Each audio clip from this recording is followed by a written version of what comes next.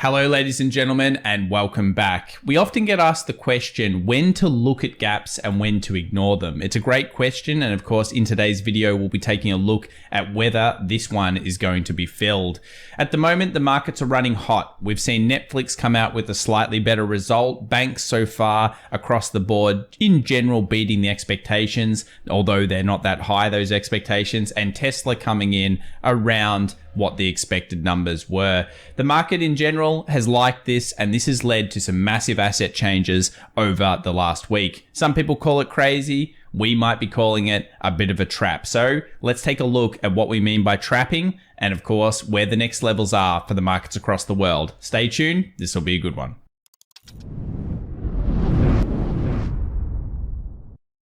Well, welcome back everybody to the Daily Show where we talk about stocks, commodities, and cryptos. If you like any of those markets, why not consider subscribing? And of course, give us a thumbs up if you find value in today's video. Let's talk about Tesla though. Of course, the stock has risen after hours. After an okay Q2, a little bit better in some ways, a little bit worse in others.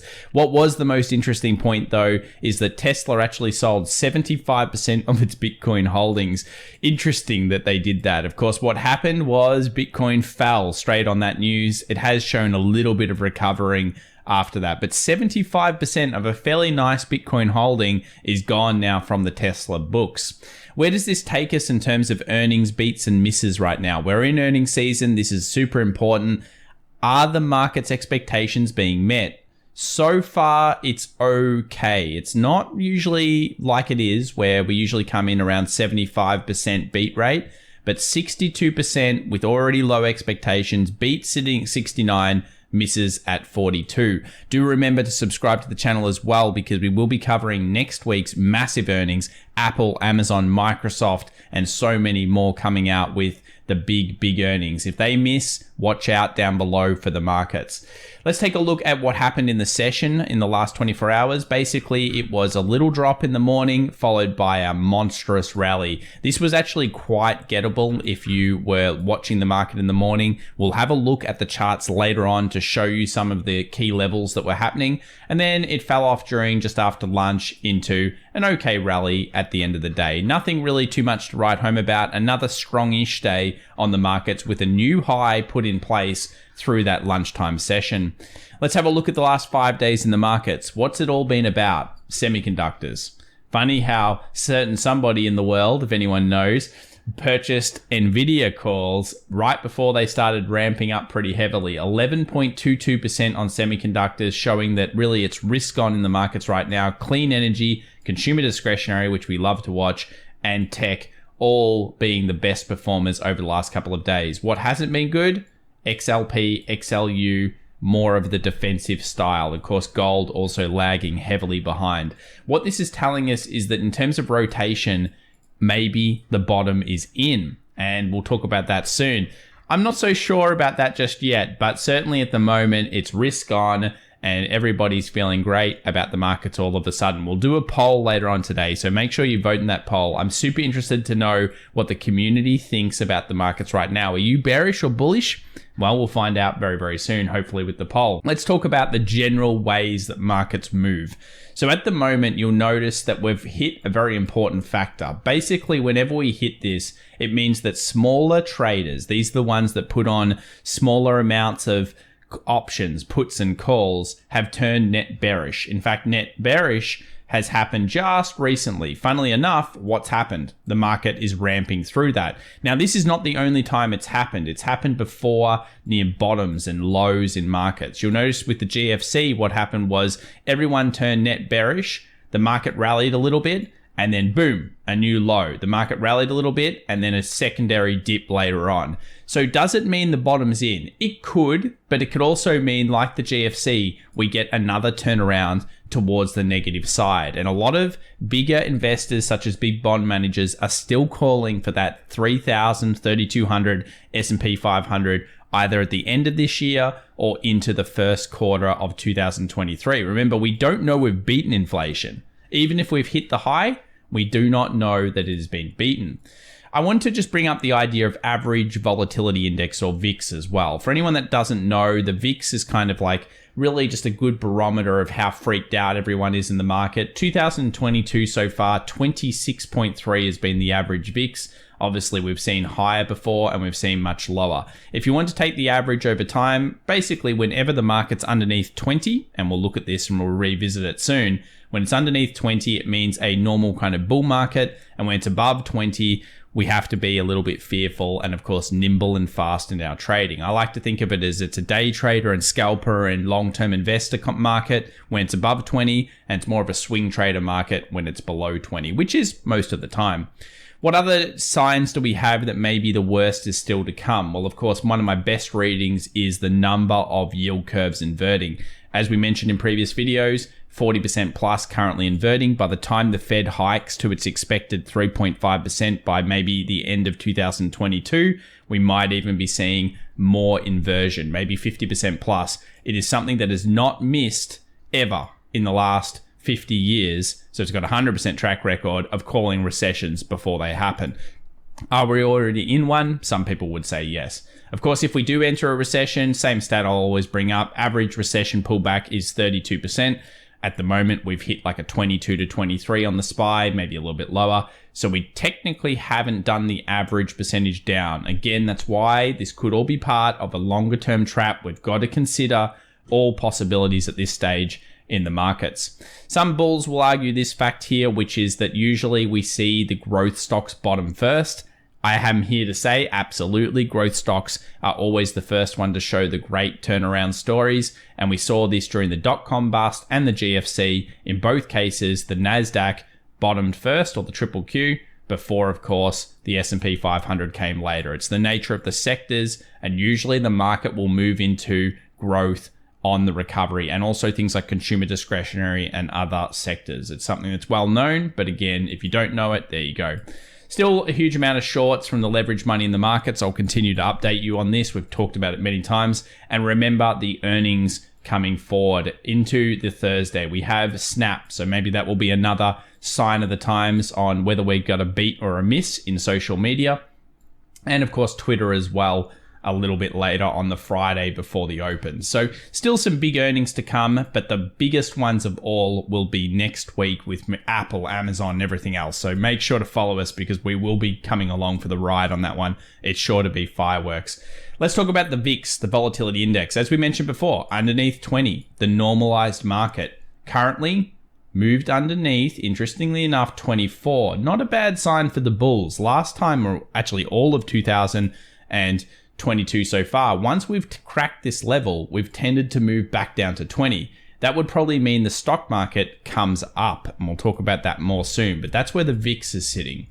In terms of yields versus the S&P 500, we know that the S&P 500 should not be going up and yields going up at the same time. What I'm not seeing is the US 2-year coming down. So the stock market's coming up. This is kind of hovering slowly higher. So if you want this to be the bottoming in the market, we really do want the 2-year coming down and stock market coming up at the same time. Otherwise, it's an early warning sign that we're in most likely a bull trap. That is a market that goes up and then instantly switches. What's a good sign for the markets right now? Well, of course, it's the US dollar dropping. If cash is king at some points, but when cash starts to go down, what happens? That money flows into assets. Remember the money flow. When you're scared, you hold cash. When you're feeling great, possibly you start investing it. We've had that turnaround story so far. Big demand zone, big support for the US dollar. Watch this over the next 24 hours. If we snap that and go down, watch out down below because the US dollar could continue to weaken for a little period of time.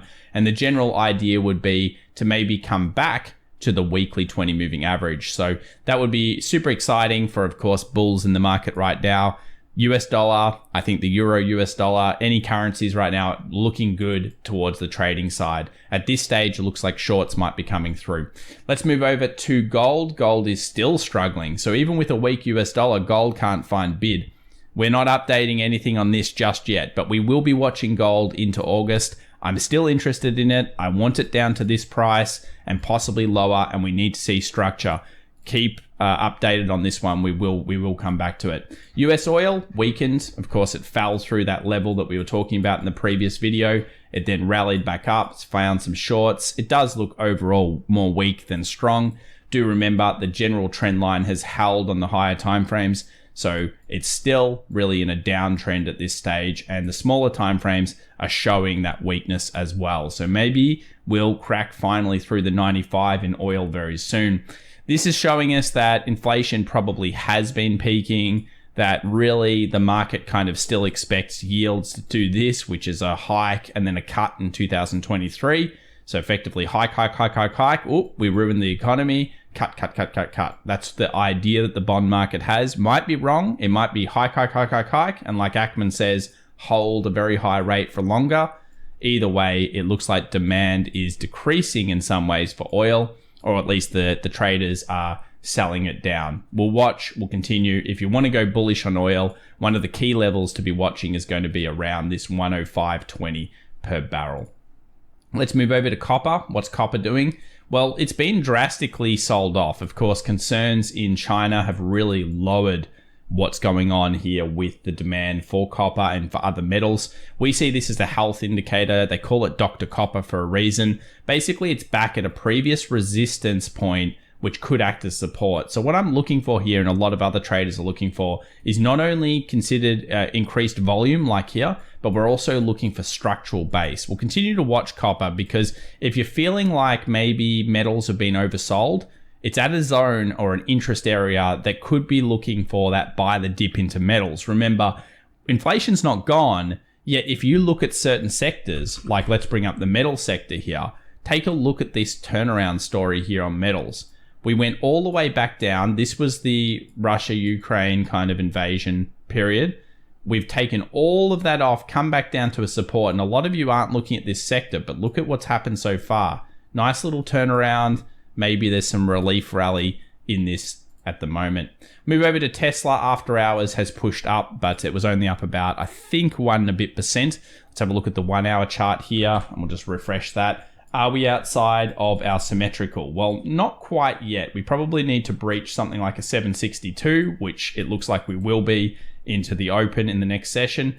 Maybe a 762, weakness to fill the gap, and maybe strength coming back through. This will depend on the rest of the market finding bid, but Tesla wasn't a shocker, and that's usually a good thing.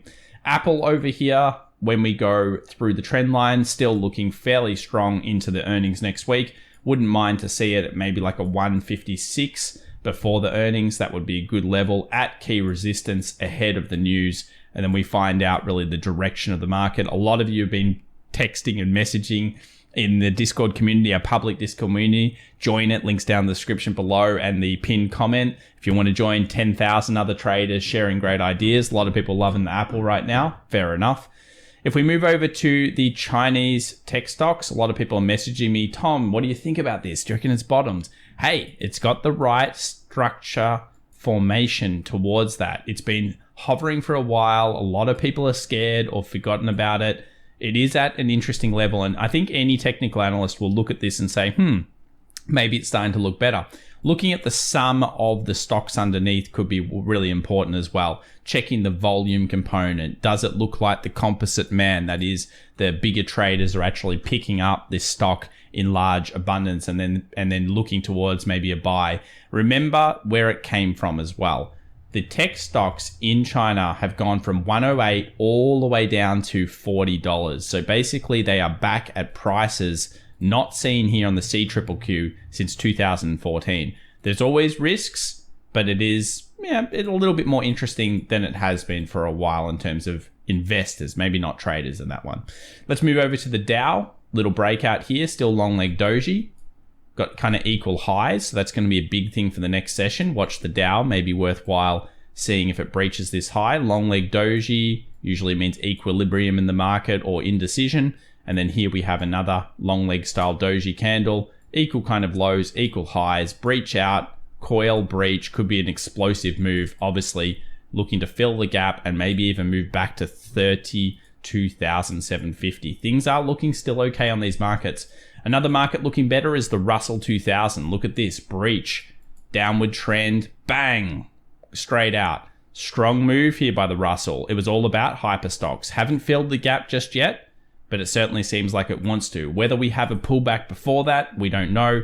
Certainly an interesting point. Nasdaq, another strong one. We've got that huge downward trend, which will probably really convince people if it breaches this that we are in a more of a recovering market, but certainly a very key point in the future.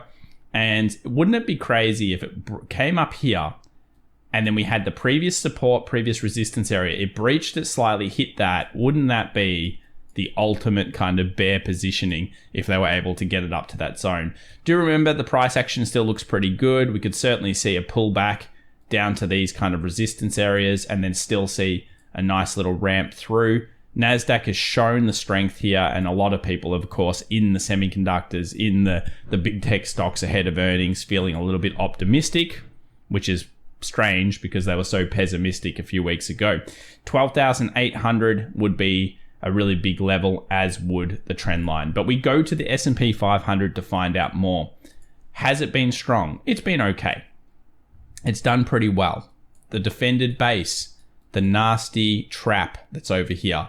And now, so far, the movement up. 4,020 is where the gap fills here. You would think the market will want this gap fill now, wouldn't you? You would think that.